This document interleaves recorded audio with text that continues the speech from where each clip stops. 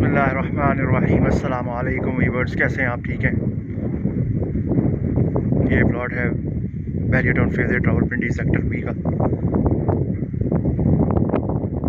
ये आपको प्लॉट का फ्रंट व्यू दिखाया जा रहा है और ये पीछे आप देख रहे हैं पहाड़ी सारी कटी हुई है।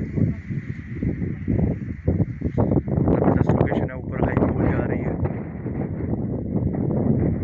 और ये वाला प्लॉट है, ये आपके सामने आपको दिखाई जा रही है लोकेशन इसकी। यहाँ से स्ट्रीट इन और आउट है। मस्जिद पार्क आपको जैसा कि मैप पर आए था दिखा दी गई है। ये इसका फ्रंट व्यू है।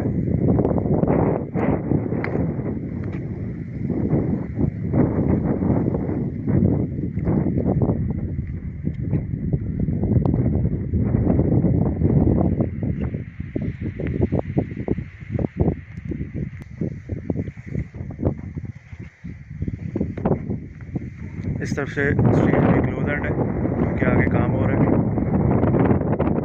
हाइट लोकेशन है, कनाल का प्लॉट है 490 का, जैसा कि आपको मैप पर गाइड किया गया है। पीछे आप देख रहे हैं पहाड़ी की कटिंग हो रही है।